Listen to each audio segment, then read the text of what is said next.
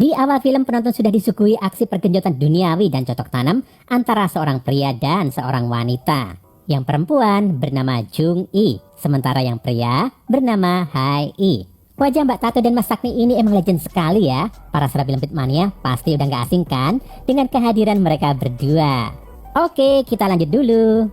Nah, tadi itu mereka bukan pasangan suami istri loh, gengs. Di scene berikutnya ketika Jung Yi sedang masak telur bulat, barulah kita tahu bahwa suami Jung Yi adalah pria berkacamata bernama Min So yang sedang menemaninya di dapur. Min So dan Jung Yi sedang sarapan berdua di rumah mereka. Mereka nampak asyik makan dan ngobrol bersama. Tetapi Min So sebenarnya dalam kondisi yang gak sehat. Sudah beberapa hari ini dia masuk angin. Tapi demi istrinya, Min So tetap berusaha berangkat ke kantor mencari uang. Malam harinya ketika pulang kantor, Min So benar-benar sakit. Ia langsung menuju toilet dan muntah-muntah. Jung Yi sangat sedih karena suaminya sakit dan dia membantu suaminya itu untuk segera beristirahat. Keesokan harinya, Jung Yi nampak mengerjakan pekerjaan-pekerjaan kantor Min So di rumah. Min So masih belum sanggup pergi ke kantor dan hanya bisa menemani istrinya dari sofa. Suatu pagi ketika kondisi Min So kelihatan lebih baik, ia nampak buru-buru pergi ke kantor. Jung Yi mengkhawatirkan kondisinya, tetapi Min So tetap memaksa berangkat bekerja.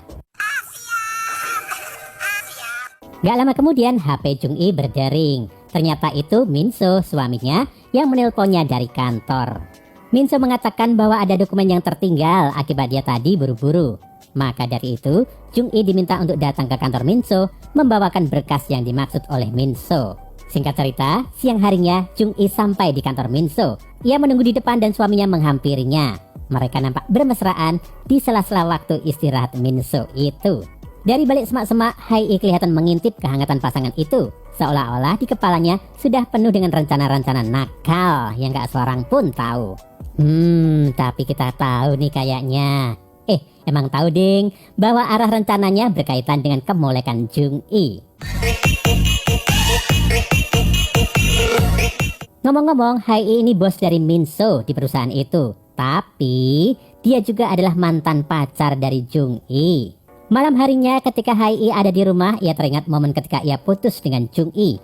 Bukannya galau, dia malah bersemangat untuk mendapatkan Jung Yi lagi. Waduh. Gak pakai nunggu lama-lama, keesokan paginya, Hai Yi menemui Min So dan mengatakan padanya bahwa ia ingin sekali-sekali main ke rumah Min So. Karena Min So ini dasarnya berpikir lempeng, dia gak curiga dan malah respect sekali pada bosnya itu. Min So langsung menelpon istrinya, Jung Yi, mengabarkan bahwa bosnya akan main ke rumah. Untuk itu, Jung Yi diminta menyiapkan makan malam yang enak untuk bosnya. Petang hari, sepulang bekerja, Hai Yi dan Min So menuju rumah Min So dan Jung Yi.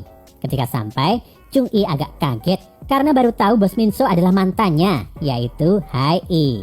Tapi dia bersikap biasa dan menyambut layaknya kenalan baru. Mereka bertiga lalu menyantap serabi hangat dan wedang galak yang sudah disiapkan oleh Jung Yi. Jung Yi gak lama kemudian menuju ke dapur sebentar untuk menyiapkan sajian lain. Min So mencoba membantunya. Hai Yi yang ditinggal sendiri tiba-tiba mengeluarkan barang yang aneh. Ia kelihatan memasukkan serbuk semacam bubuk Vinto ke dalam minuman anak buahnya sendiri. Bangsat kau.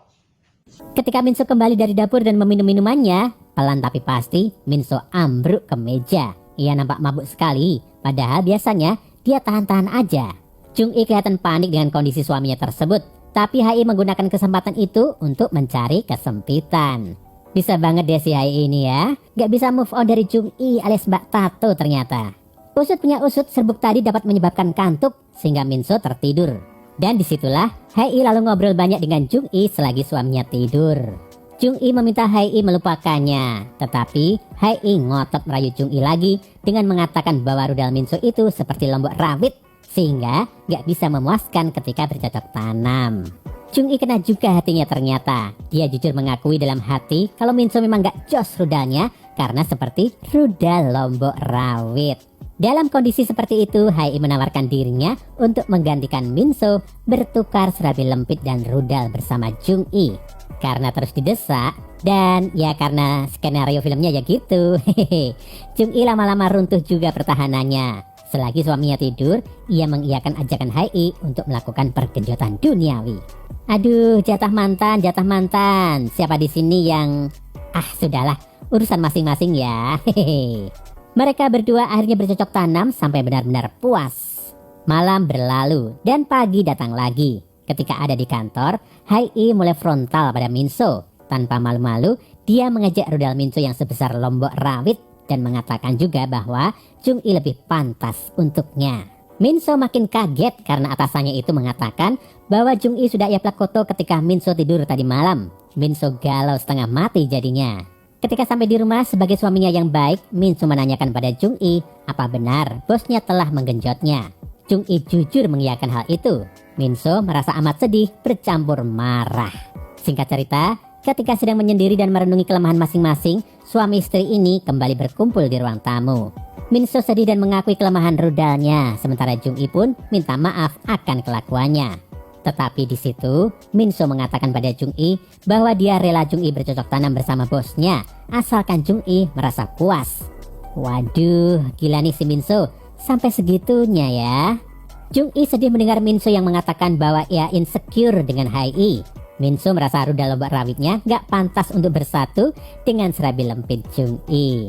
Scene itu sebenarnya mengharukan, tetapi Jung-i agak mendistraksi semuanya dengan malah setelah itu menelpon Hai-i dan mengatakan bahwa Minso mengizinkan mereka berdua cocok tanam bersama. Gak pakai lama lagi, sementara Minso meratapi rudal lombok rawitnya, Jung-i pergi bersama Hai-i dan mereka berdua langsung menuju suatu tempat untuk melakukan pergenjotan duniawi dan cocok tanam sepuas-puasnya. Dan cerita dari film ini pun berakhir.